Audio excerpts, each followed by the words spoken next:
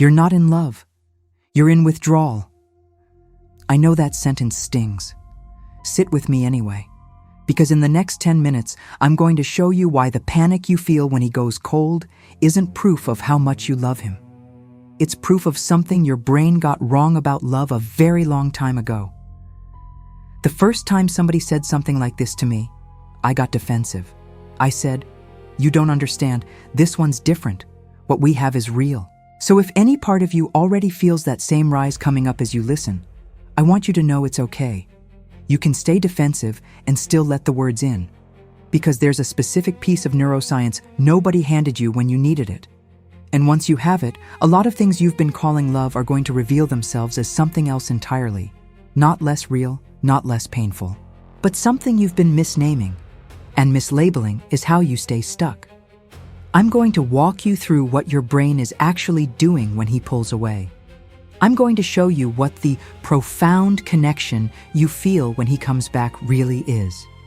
And I'm going to describe in physical sensations what real love feels like in a regulated body, so that when you finally meet it, you'll know it. Because right now, if you're honest, you probably wouldn't. Let me tell you something about dopamine that might reorganize how you understand every relationship you've ever had.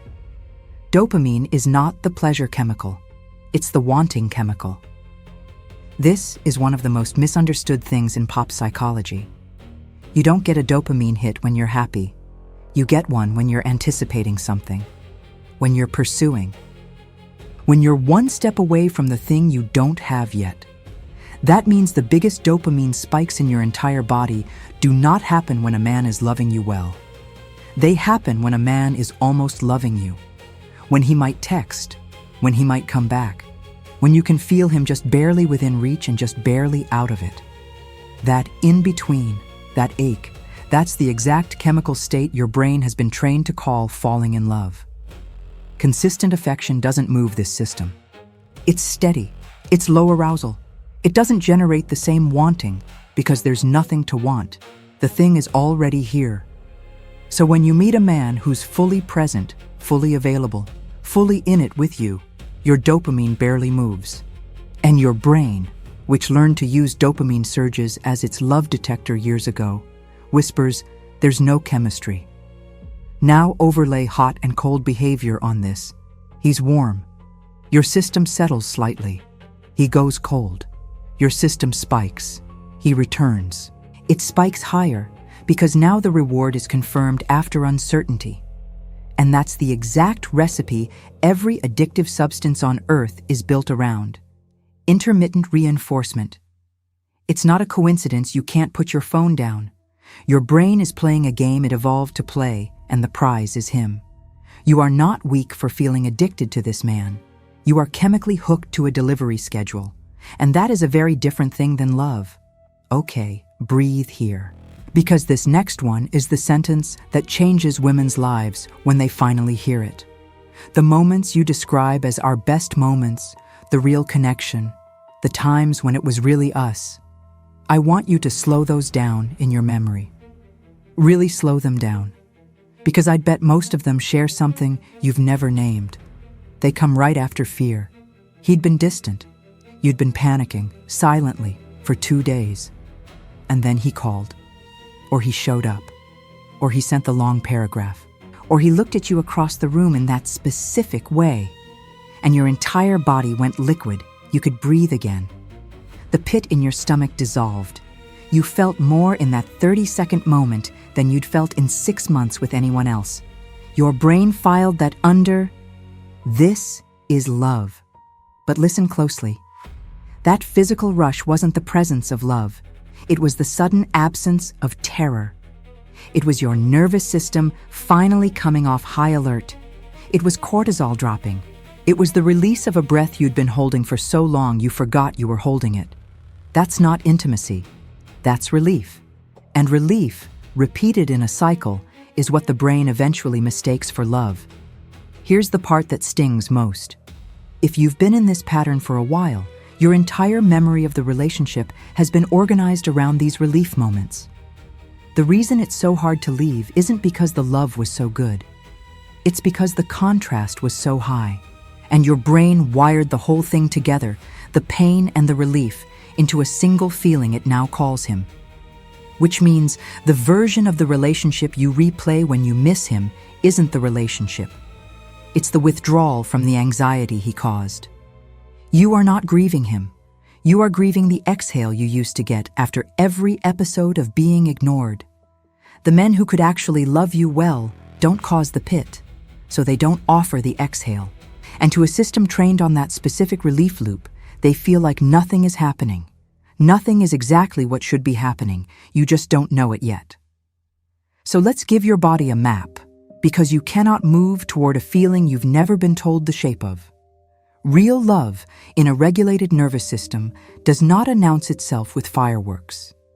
It settles in through a series of very quiet physical signs, and I want to describe them the way they actually show up, not as concepts, but as sensations. So the next time you're across from a man who's offering you something real, you'll be able to feel him instead of dismissing him. Your jaw unclenches without you noticing.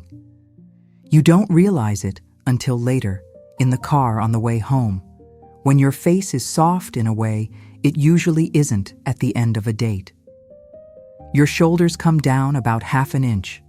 Just half. You didn't know they'd been up. You actually eat during the meal. All of it. You don't push food around your plate because your stomach is too tight. You're hungry, and you notice what the food tastes like. You breathe into your belly instead of your upper chest. That's a big one. Anxious attraction lives in the throat and the ribs. Secure connection lives lower and slower. You don't check your phone for hours after, not because you're forcing yourself to look chill, because you genuinely forgot to. And here's the strangest one. You can hear yourself think. Your inner voice comes back. You don't spend the next 3 days composing imaginary conversations with him in your head. He is somewhere in your life, but he is not colonizing your mind. The very first time you feel these things, your brain is going to lie to you. It's going to say he's nice, but I'm just not that into him. That is not information.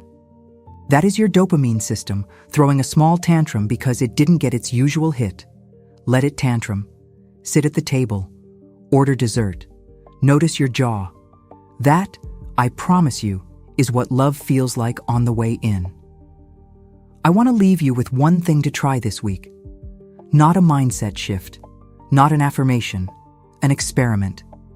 The next time your chest tightens because he hasn't texted, I want you to name it out loud. Just to yourself. Just once.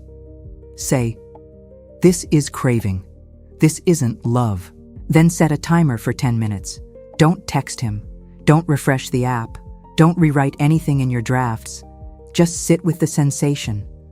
Something is going to happen in those 10 minutes that you've been avoiding your entire adult life. The craving is going to peak. And then, if you don't feed it, it's going to fall. Not go away. Fall. Like a wave breaking. And in the small quiet that comes after, you'll get a very short window to hear what you actually feel underneath the craving. Most of the time, it isn't love. It's exhaustion, or grief, or a very old loneliness that was never his to fix in the first place. Every time you ride that wave without acting on it, you're rewiring. Not with willpower, with witnessing. You're teaching your body that craving is not a command. You're teaching your brain that the exhale doesn't have to come from him. And slowly, one wave at a time, you're moving your definition of love from something that hurts to something that holds you. Real love won't feel like the ones that broke you. That's the whole point. And when it finally shows up, quiet, consistent, unremarkable in the very best way, you'll be one of the very few women in the world who actually knows how to receive it.